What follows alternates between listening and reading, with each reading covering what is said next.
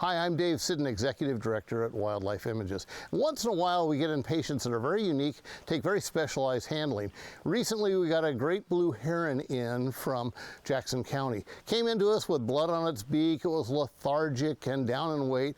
And of course when I mentioned that they take specialized handling, it's because of the dangers they produce. Here's a skull of a great blue heron, for example. You can see this, the length of the skull and this dagger-like beak. You'd think this is a fairly lightweight bird, easy to handle, but if they get stressed out, feel threatened, they're going to use this beak like a dagger. Well, this bird came in again, as I mentioned, with some minor injuries. It was down in weight.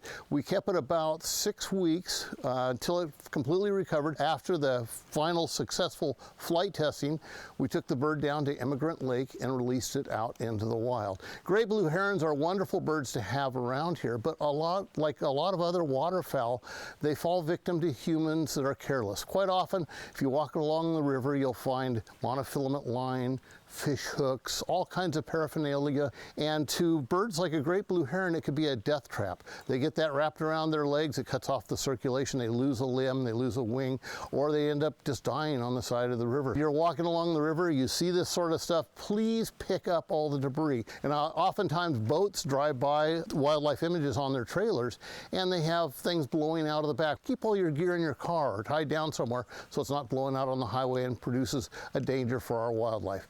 So just take a little bit of care, along the edge of the river and make sure our wildlife is preserved, and hopefully we'll all be able to enjoy great blue herons and all the other waterfowl associated with the river for years to come.